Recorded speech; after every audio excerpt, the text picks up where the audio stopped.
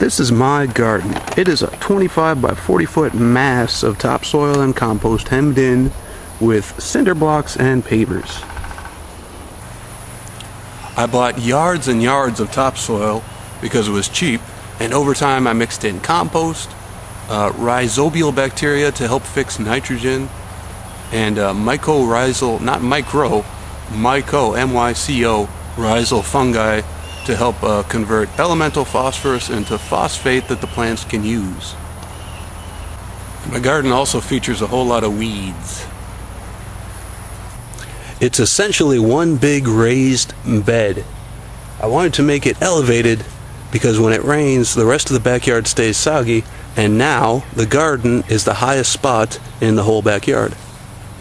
I have 10 25-foot rows and I'm happy with it. But if I had to do it over again today, after what I've learned through this experience, I would have set it up differently. I would set it up something like this.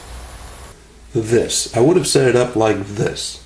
I think it would have been more efficient if I had made many small beds because I don't use the space between my rows.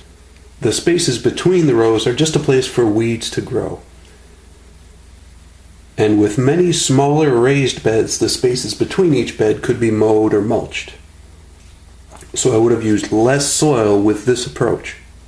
And I think I could fit as many plants in one 12 by 3 foot bed as I do into a 25-foot row. And I may have spent more for materials to make the actual beds, but I still think that this would be more efficient. So those are a few things I would do differently today if I were setting up this garden again, and I hope that helps you out when you're setting up your garden or whatever you're doing, for whatever reason you're watching this video.